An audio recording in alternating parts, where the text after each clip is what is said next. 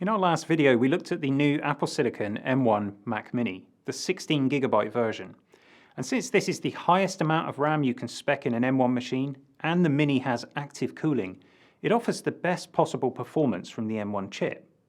So now it would be good to have a look at the other end of the range, the entry-level MacBook Air. This machine here has 8GB of RAM, and it has one less GPU core, and perhaps most critically, no active cooling. So in this video, we'll cover some benchmarks and initial impressions. And separately, we're also shooting a comparison video to show the difference between these two systems. So if you want to see that, well, you know the drill. These M1 Macs have got some serious power under the hood. Perhaps too much power for just one geek. So Pete's been taking a look at this one. Well, I've only had this machine for less than 24 hours, but I've already discovered some things that, while we expected, still don't fail to impress when you actually see them in the flesh. Let me show you what we found.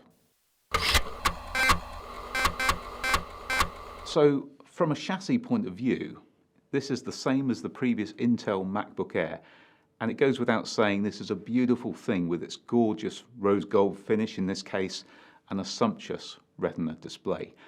But that's where the similarities end. Inside, the architecture of this machine is all new, and I don't think it's an overstatement to say that this is a revolutionary piece of kit that will become part of computing history. Now, why do I say that? Well, much like the Mac Mini we gave our first thoughts on in an earlier video, setup is unremarkable and no different from any other Mac I've used in recent years. But after that, things get very different. Let's start with the benchmarks.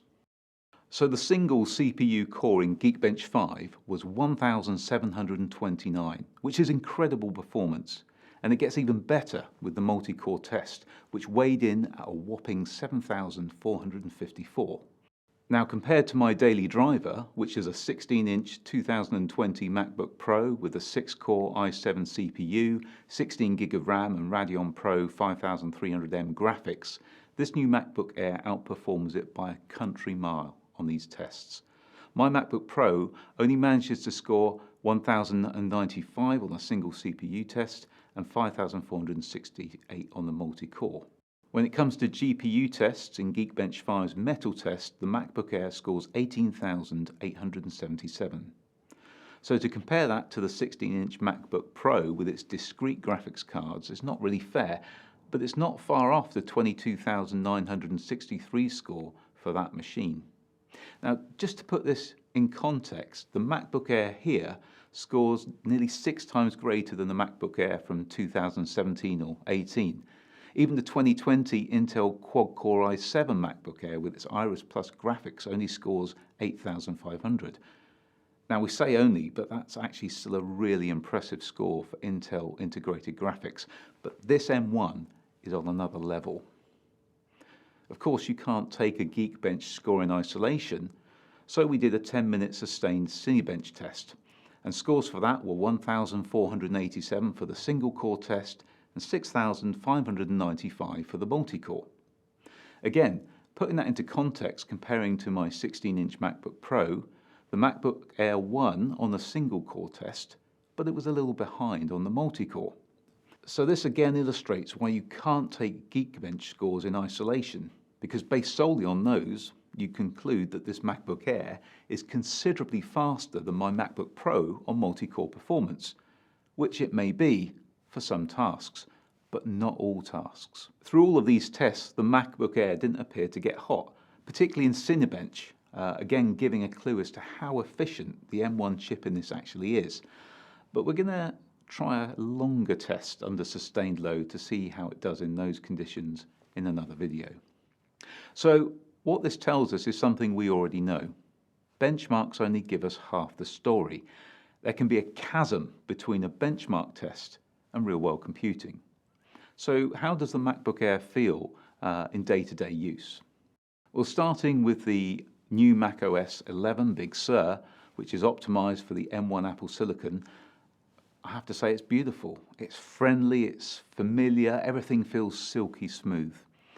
All the usual Apple apps that have been optimized for Apple Silicon, Mail, Calendar, Numbers, Pages, Keynote and the rest, they all feel great. They open almost instantly, and from the little time that I've had with them so far, I'm really impressed.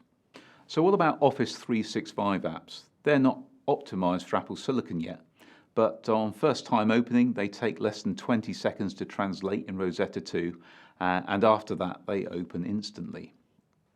I opened a 450-page, fully indexed and cross-referenced document in Word that chugs on most machines. And on the MacBook Air, it was effortless. It never lagged once as I navigated through it. Pages rendered instantly with no pauses or lulls. In Excel, I opened a complex and data-intensive spreadsheet presenting no problems or glitches, a really smooth, impressive, seamless experience. I even tried opening a fairly large deck in PowerPoint. It loaded well, no issues, although there did seem to be an apparent bug with morph transitions not working consistently. But when they did, they were smooth and didn't cause the deck to lag, which can happen on bigger PowerPoint presentations. Moving on to gaming, I downloaded a copy of Steam and then an old favourite, Knights of the Old Republic, which is from 2004. And the MacBook Air runs that at the highest graphics settings with no issues. I can't actually believe it ran, but after translating through Rosetta 2, it was all good.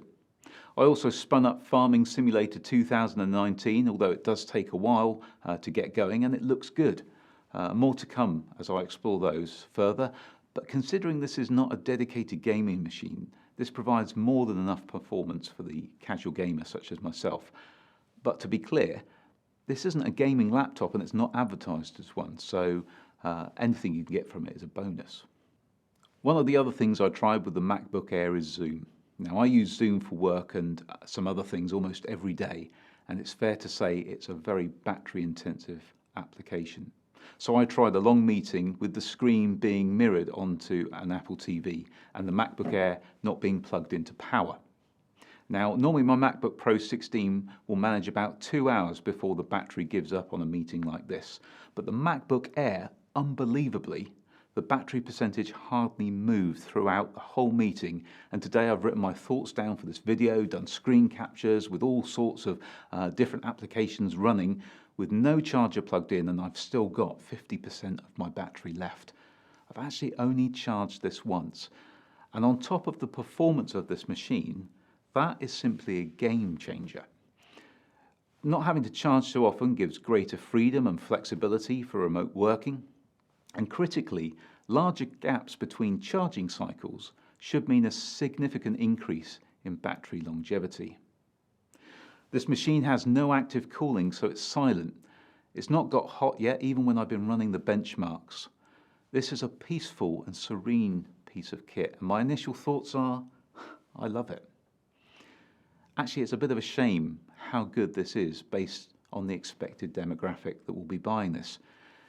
It feels like many will not actually appreciate quite how powerful or stunning the performance and battery life on this machine is, and what a watershed set of devices this initial M1 chip is giving us. I'm even thinking that I could quite happily use this as my daily driver, and I might even try that for a few weeks and try some more intense tasks like Final Cut Pro or DaVinci editing.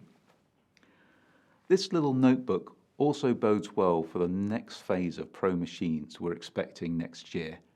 With larger screens, more ports and perhaps active cooling, those will simply be, well, this is a beast. So what's bigger than a beast? A monster beast. They're going to be amazing. All in all, a very impressive debut for portable Apple Silicon and the M1 in this little MacBook Air. I can't wait to see what this machine is capable of over the coming weeks, and I'm now even more excited about where this new generation of Apple devices will take us over the next few years. I hope you've enjoyed these initial thoughts on the M1 MacBook Air. Hopefully I've done enough to earn a thumbs up, or I'll even take a thumbs down if that's your thing. And if you haven't already, perhaps you'll consider supporting the channel by subscribing and helping us to reach our goal of 10,000 subscribers by the end of the year. Well, that's all for today. We've got plenty more Apple Silicon videos to come, so please keep watching. See you next time for some more geekery.